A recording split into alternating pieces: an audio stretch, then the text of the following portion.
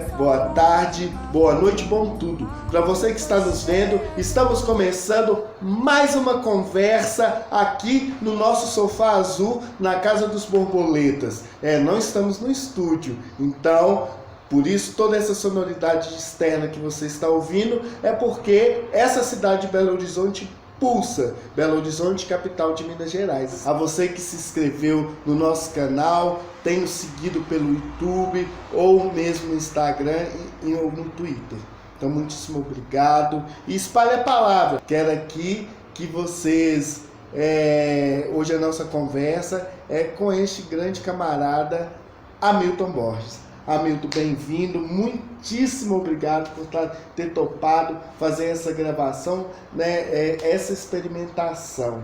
Muitíssimo obrigado. E eu queria que você dissesse um pouco de você. Quem é Hamilton Borges? Oi, Evandro, como é que tá? Muito obrigado por me convidar para esse espaço, que é um espaço muito importante, já reconhecido nacionalmente, que é essa série Sofá Azul. Eu fico muito feliz mesmo. Você sempre está inovando, você sempre está trazendo as coisas mais importantes assim para a gente. Esse Sofá Azul é legal para a gente conhecer as pessoas de diversas áreas, de diversos pensamentos e tal. Eu fico muito feliz mesmo. Você sabe que você é um inovador, eu te conheci inovando, né, com suas roupas, com a sua arte, te conheci nessa pegada e estou muito feliz, né, de estar aqui. Eu não sei muito falar de mim, é muito difícil realmente falar de mim, né? Mas você me conhece, eu sou um homem preto de Salvador, sou um homem preto de axé, de candomblé, sou um homem preto de militância, não sou de ativismo, sou um homem preto que ao longo de todos esses anos, quase 4 décadas, tenho lutado contra o racismo dentro da sociedade brasileira, tenho feito arte, tenho feito educação, tenho muito o que falar de mim. Eu gosto de escrever, eu gosto dessas coisas. Eu queria que você me dissesse como que a arte chega assim na sua vida, né? Como que você começa a fazer arte?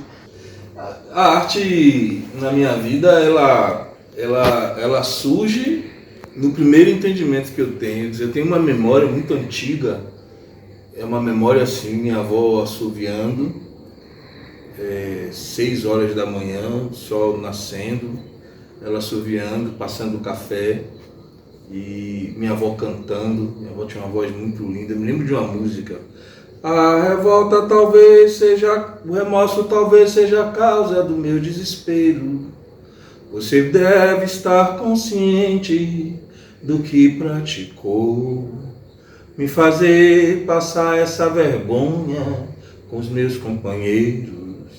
A vergonha é a herança maior que meu pai me deixou, e aí vai. Isso para mim foi a primeira referência em arte que eu tive. Essa referência em arte eu acho que a minha geração, as pessoas que nasceram ali na Baixa do Curuzu sempre tiveram essa noção de arte, o princípio da arte. A arte está em tudo para a gente. Por exemplo, aqui na Bahia tem umas rezas que são rezas de Santo Antônio, onde as pessoas se esmeram para cantar uma boa reza de Santo Antônio. São rezas bonitas, que tem um toque, né, africano naquilo ali. Então, eu sempre tive impregnado disso.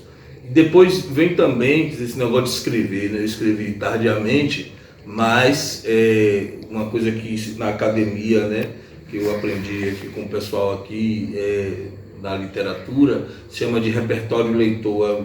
Invariavelmente, inclusive alguns escritores negros, né, quando falam desse repertório leitor, eles vão para Guimarães Rosa, eles vão para escritores brancos e tal. O meu repertório leitor foram os escritores, os compositores dos blocos afros, verdadeiros poetas, né, as coisas que eu ouvia quando eu era pequeno, dizer, é de mim, me fé, jeje, na goile, babaó, batalá, ururum, desça pra ver. Isso aí eu ouvia em 1974, 75, 76. Essas músicas, eu saía, às vezes aí saía até de pijama Minha avó não permitia que a gente fosse para o bloco, eu ia de pijama para o bloco para ouvir esses grandes compositores, né? Dos blocos afros, não só do Ilhaí, do Muzenza.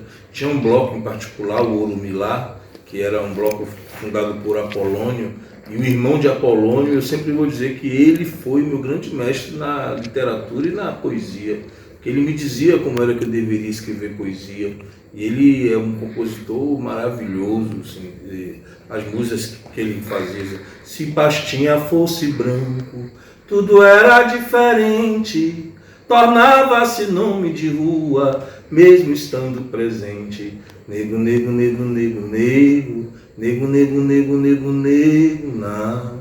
Se os nossos lamentos traduz a forma de poesia, o mestre Pastinha não precisava dançar. Dançar a dança de Angola era o que ele mais queria. Se Pastinha, e aí vai. Então, essa primeira fase da minha infância, da minha adolescência, tem esse repertório dos blocos afros. Depois eu passei por momentos um pouco difíceis. Depois desses momentos difíceis eu fui fazer um curso de... Na verdade, eu ia para fazer um curso de dança afro, para sair do Puruzu, sair da rua, largar aquelas amizades que eu tinha ali dentro do Puruzu. Aí eu fui para o Senac para fazer dança afro, só que eu não sabia a diferença de dança afro, teatro, nada disso. E aí me matriculei no curso de teatro. Me pediram para recitar uma poesia e cantar uma música. E aí eu peguei, fiz o teste, perdi 3 vezes no teste, depois fui saber que eu perdi porque eu era emocionalmente complicado. Na verdade, o emocionalmente complicado é porque eu não tinha uma roupa bonita, eu não tinha um sapato bom, né? Eu não tinha um desodorante, não tinha... nem documento eu tinha, então eu acho que isso pesou muito. Só que de tanta insistência que eu fiz para fazer esse curso, um professor chamado Milton Santos, esse professor aí falou com a diretora, que era a Sônia de Brito, que faleceu, para me dar uma oportunidade. Dessa oportunidade eu fiquei muitos anos no Teatro do Senac. Era bom porque era um teatro que a gente fazia teatro, jantava lá dentro, jantava dentro do Senac, na cozinha do Senac, e além disso a gente ganhava uma bolsa se fizesse espetáculo. Eu cheguei a fazer 4 espetáculos. Se fosse hoje, eu acho que seria em torno de R$ 1.800 que eu recebia. E eu passei anos ali. A gente namorava dentro do teatro, andava com as mesmas pessoas. Isso aí foi mudando fundamentalmente minha vida, assim, né? A ideia de teatro. E do teatro eu também fui fazer cozinha no mesmo cenário. Então eu ficava praticamente não, o dia inteiro, saía de lá 11 horas, porque ia namorar, chegava tarde em casa.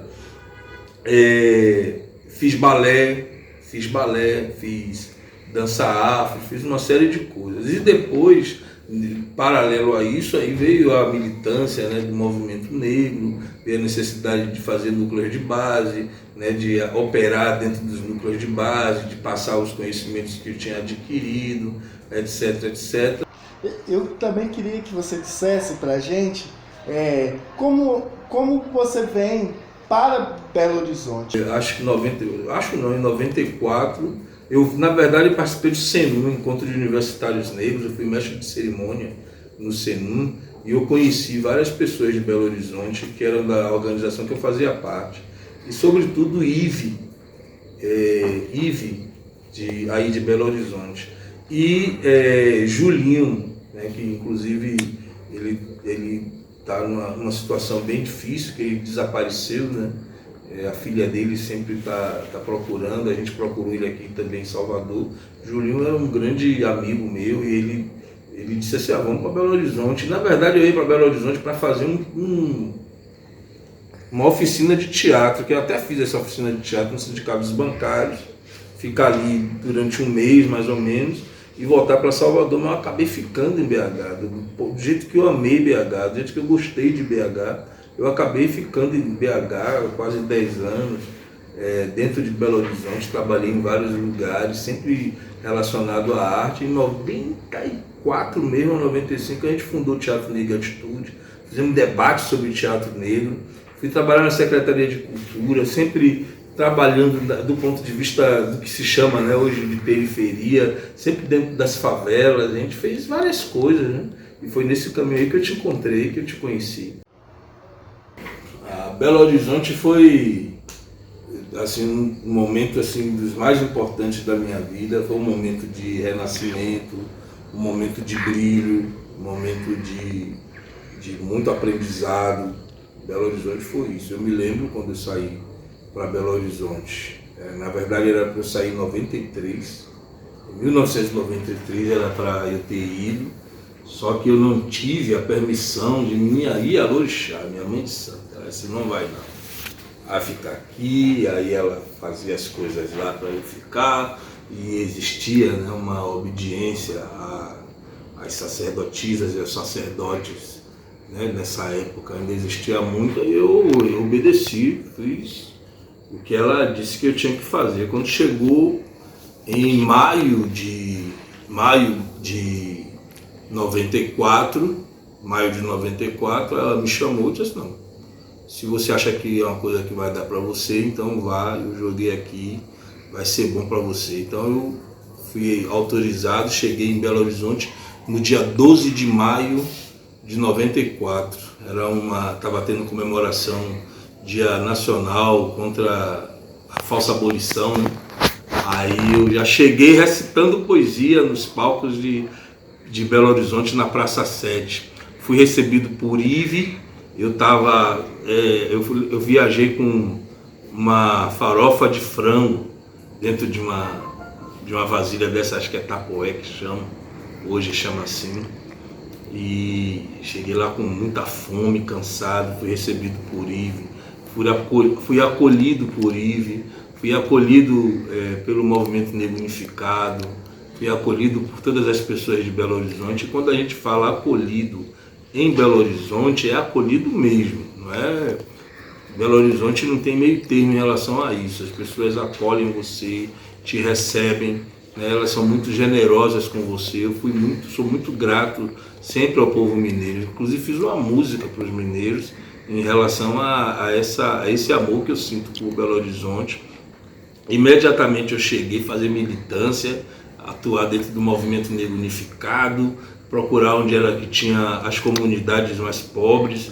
Aí já fui subindo e descendo favela, Morro do Papagaio, Serra, isso e aquilo, para os lugares mais distantes, né, da região metropolitana de Belo Horizonte, conhecendo o povo do candomblé. Aí ali cantava uma cantiga aqui, ali cantava uma cantiga ali.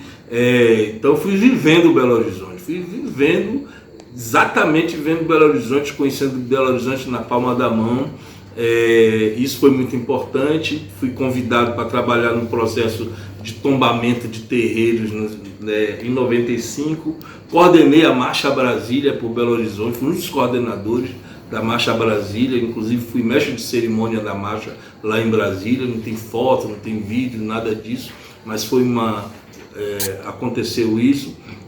Depois fui convidado para trabalhar na Secretaria de Cultura, conheci os grandes amigos, maravilhosos e maravilhosas amigos, Roquinho, Sônia, Abilde, e a gente fez um trabalho muito legal dentro da Secretaria de Cultura, né? Inversão de prioridades, orçamento participativo, cultura para todas as pessoas. Então, assim, foi um momento de aprendizado, de preparação, muito importante. Na luta dos direitos humanos, junto com Dona Helena Greco, com Bizoca, né, com o pessoal do Morro do Papagaio. A gente fez uma luta muito grande quando teve a chacina do Taquaril, né? A gente enfrentou aqueles policiais naquele momento difícil, né, que perseguiam jovens do hip hop. A gente se juntou com as travestis, se juntou com os punks para lutar contra os racistas white power, e foi porrada mesmo, não foi negócio de história. Então eu tenho muito amor pelos punks aí, Ameba, Mariana, a Resistência, que agora está lá em Campinas. Então, assim, muita história, e uma história muito mais presente, muito mais forte com você, com as meninas, né, Silvia Lorenzo, com Vanessa Beco, Pablini, que hoje é uma mulher, tem uma filha, mas era uma menina junto com o irmão dela, que brincava com meu filho, né? Quer dizer, uma menina sapeca, danada, e hoje é uma pessoa calma, tranquila. Então a gente teve uma vida muito grande, uma vida da gente fazer as nossas festas sempre ligadas à luta, uma vida da gente fazer as coisas, você vinha de lá de longe, né? Para fazer teatro. Você foi fundamental para o Teatro Negro e Atitude. Você e Josimeire foram fundamentais, porque vocês acreditaram, vocês colocaram crença naquilo.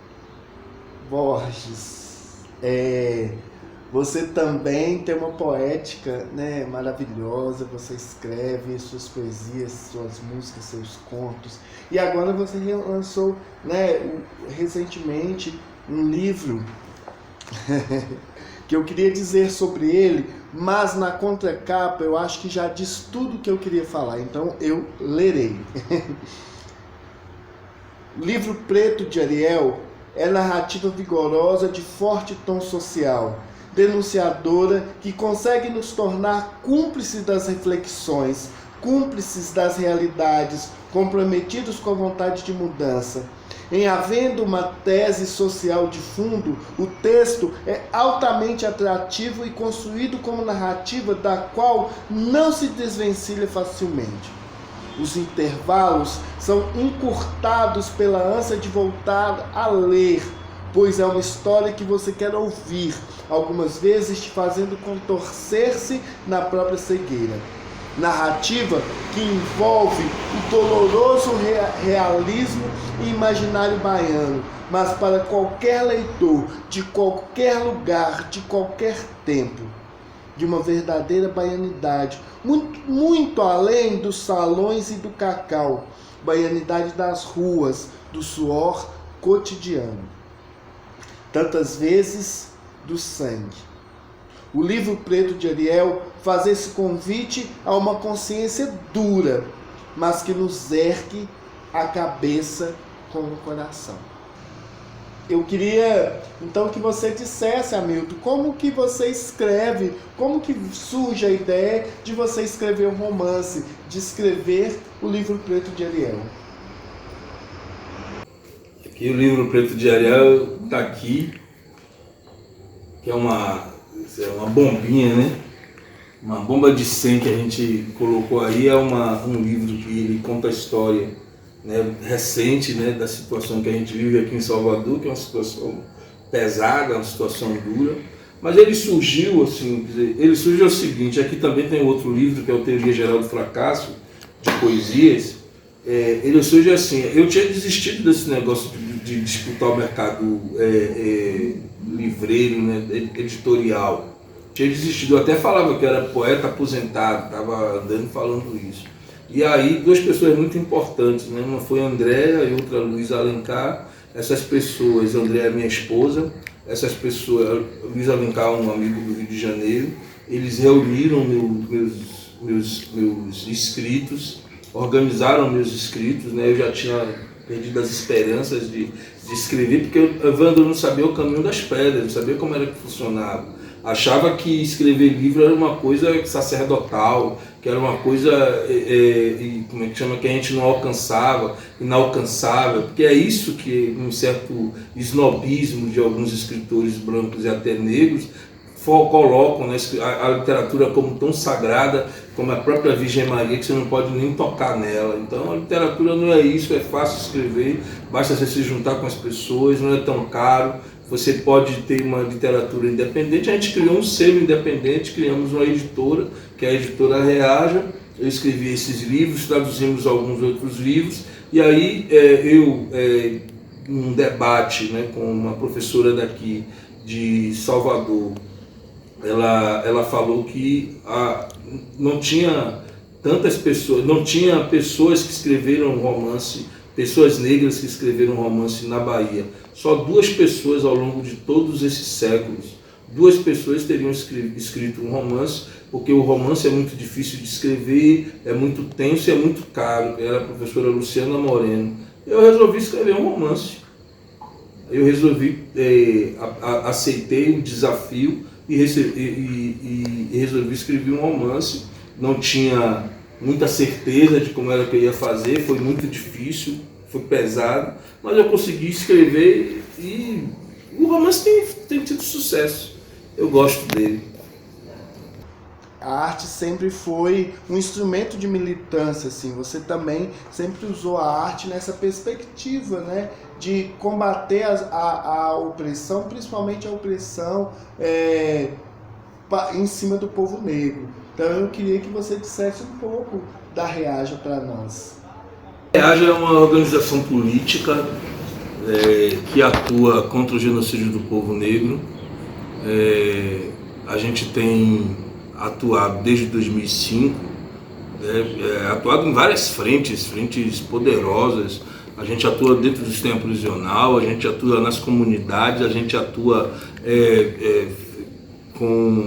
criamos uma escola para fazer formação e educação para o nosso povo. Então a gente tem uma ampla gama de ações, de intervenção dentro da sociedade. A gente é uma referência hoje inegável, né? E também de autonomia, de radicalidade. A gente não tem medo dessa ideia de ser radical e tal. Agora a Reaja, o embrião dela, se for parar para pensar, é aquela situação do Taquaril, né?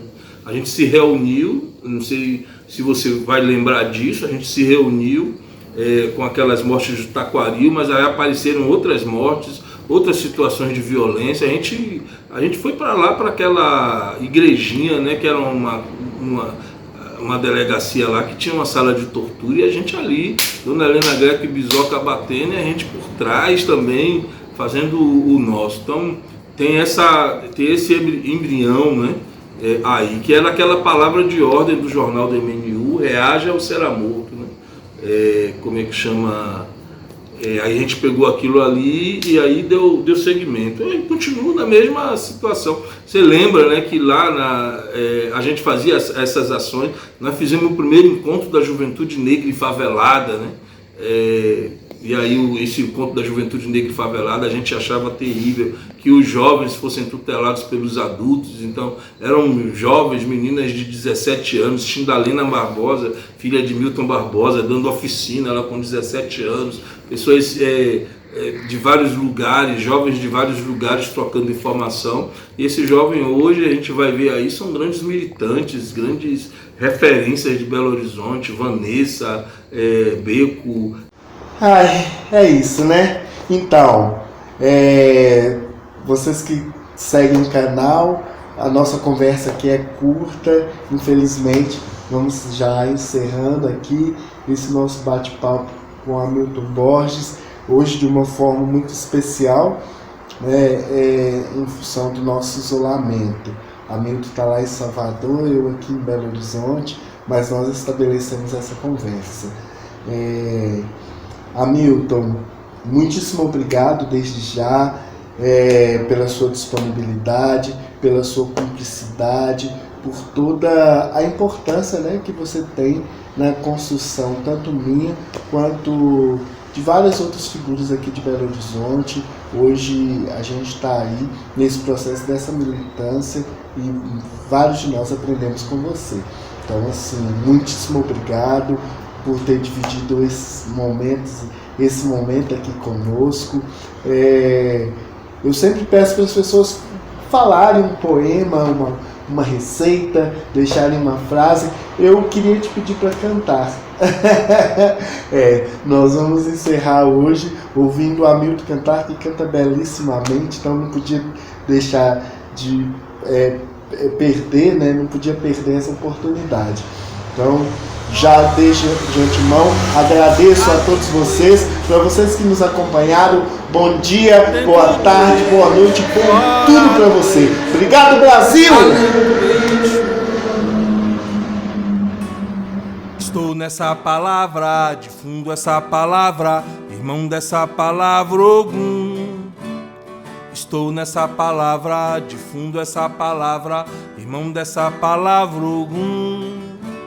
O ponto do cruzamento, veste de mulheres nuas, boca curva, fogo, vento, sexo no meio da rua, dentro do eixo, fora do eixo, além do eixo, eixo. Dentro do eixo, fora do eixo, além do eixo.